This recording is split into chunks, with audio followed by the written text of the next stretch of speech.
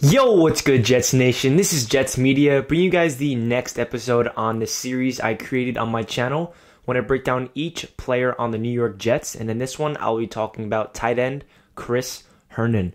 I previously went over players like Denzel Mims, Quinnen Williams, Le'Veon Bell, and Jamal Adams. So if you guys missed those, make sure you guys check those out on the player profile playlist on my channel. I'll leave the link down in the description if you guys are interested in that. And if you're new to the channel, make sure you hit that subscribe button. I'm posting daily Jets content all throughout the summer, carrying over into the season. So going right into Chris Herndon and my thoughts on him. Obviously, in 2019, it was a disappointment because he did not see the field. He saw the field for one game and had one reception and got hurt for the rest of the season.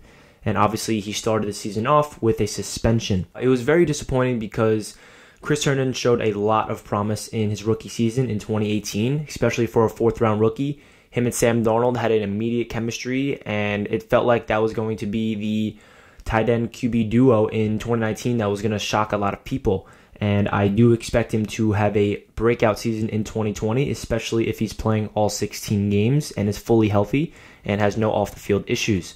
Chris Herndon is a perfect player for Adam Gase's system, and the reason why, he's just a really good route runner. He has really good hands, and he has a good feel for the game.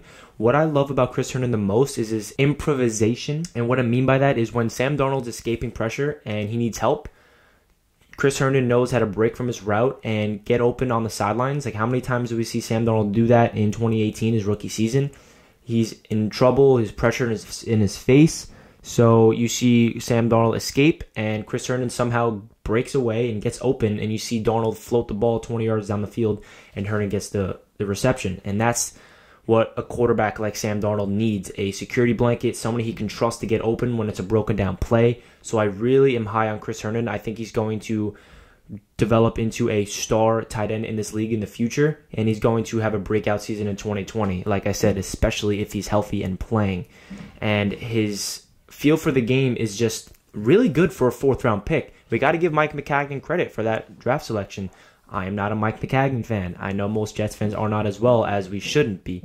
But he did draft Chris Herndon with that fourth round selection in 2018, and we were really bad at that tight end position. So it was good to see Mike Maccagnan draft Chris Herndon, and I'm really excited to see Chris Herndon and Ryan Griffin have that tight end duo in 2020, because Ryan Griffin stepped in for Chris Herndon in 2019 and was really good. He shocked a lot of people, especially me. You saw Sam Darnold really loves his tight end. So getting Chris Herndon back is going to elevate this offense in 2020 to another level.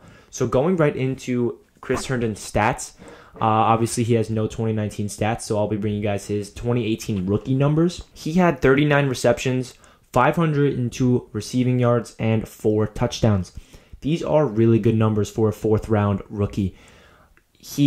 I remember his second game against Miami, he had a crucial drop, and he had a weird play at the goal line where he easily could have just extended the ball, and at the end of the half, the Jets didn't score, and it was a really head-scratching play. And I initially was like, all right, Chris Herndon, are you going to be good? That was a kind of a weird play. He's a rookie.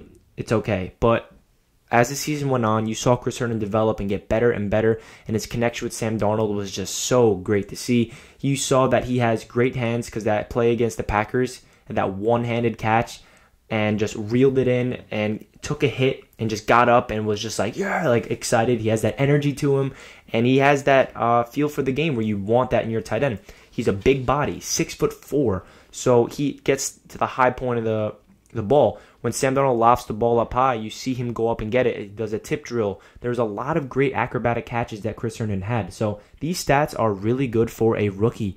Going into his 2020 projected stats, I see him breaking out, and I see him having 57 receptions, 807 receiving yards, and 6 touchdowns. These are really good numbers for a tight end, and I think this is really possible if he plays all 16 games. You see how important a tight end is for quarterback Sam Darnold, and especially that they already have that chemistry. It's not like it's a brand new player. I don't know if Chris Herndon and Darnold will be connecting. Like, no, they had that rookie connection in 2018, and that's why it really makes me believe that they will excel, and Chris Herndon will develop into a top 5, top 10 tight end in this league. A lot of people had him as the breakout in 2019 tight end, But then all of a sudden he got suspended, and then he got hurt, so he really didn't get to see the field. And that was a big problem, obviously. If you're not in the field, that's an issue. So going into his strengths and weaknesses, some strengths I have for Chris Herndon, his size. He's 6'4". That's what you want to have as your tight end. His hands, he has excellent hands. He can go up and get the high point of the ball, like I said. He has one-handed catches, and he just has overall good hands for that tight end position.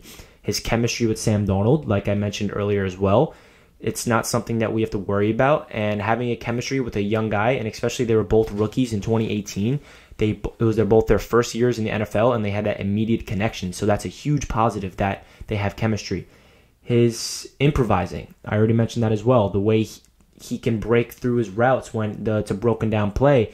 His route is an out route, but then you see Sam Darnold run to his right, so he has to instinctually think, all right, how do I break free and get open so Sam Darnold can fit a ball in the window and I can get a good gain? So he has that improvising skill. And he's an average blocker. I'm not going to say Chris Herndon is an elite blocker because he's not, but he's not a terrible blocker. So I have that as a strength because he's a big body. He's good in the run blocking and okay in pass blocking, and that's what we need from a tight end. You need to do multiple things as a tight end position. You're not just a receiver. You have to line up on the offensive line and block as well. Going into his weaknesses, definitely his durability, just because he was injured all last year. 2018 wasn't an issue, but I would like to see him play a full 16 games. His availability, that goes hand in hand with his durability, but the reason why I said that is because he was suspended and he had an off-the-field issue, so that equals his availability. Can he get better off the field and not get suspended? Hopefully that never happens again. And weakness, speed. Don't think this is a huge weakness. Tight ends usually are not speedy guys, so it's not the end of the world. The guys like Evan Ingram on the Giants, he's a speedy tight end, but he's more like a receiver. Chris Herndon's a big body guy, so him having not a lot of speed is not the end of the world. I just have that as a weakness because it is not a strength of his. So those are my strengths and weaknesses for Chris Herndon. To end off this video, I want to give you guys what I expect from Chris Herndon in 2020 and in the future. I see him really having a breakout season in 2020, but I do see him improving every year after this, especially if he's healthy. I know I keep saying that, but availability is probably the biggest trait you can have as an NFL player. So if Chris Herndon's playing and he's only going to get better, I see him breaking out in 2020, and in 2021, I see him taking the next level to become elite, especially if he can put up similar numbers to what I have him projecting with 800 receiving yards and 6 touchdowns. Those are a lot. That's a really good stats for a tight end. So I really think he has potential to develop every single year and grow a bond with Sam Darnold. Hopefully the Jets will extend him. I know that's not an issue yet because he's only going into his 3rd season, but I really hope Chris Herndon is our tight end for the future. I think he fits every single trait that you want in your tight end. Big body, can get the ball at the high point, really good hands, can block, and he's just a good dude. You know, he has that look to him where that looks like a star tight end, you know? So hopefully he can just keep developing and understand Gase's scheme. That is a little issue because last year he didn't get to play in Adam Gase's system, so he didn't really have a hands-on experience, but he got to sit back and learn from Ryan Griffin, understand the system. So hopefully he's working out with Sam Darnold right now in Miami, and him, Chris Herndon, So hopefully him, Ryan Griffin, Trevon Wesco, Daniel Brown, that tight end group, I'm really excited about. So yeah, I really think Chris Herndon has a potential to develop into a future star tight end. Leave a comment down below what you guys expect from Chris Herndon in 2020 and beyond. Obviously, you guys can tell I'm really high on Chris Herndon, and I expect him to be a beast in 2020. With that being said, I hope you guys enjoyed this video, and hit that subscribe button if you're new to the channel. I'm posting all players on the New York Jets on this player profile series, and in the next video, I'll be talking about CJ Mosley. With that being said, I hope you guys enjoyed, and I'll catch you guys in my next video. Let's go Jets! Peace.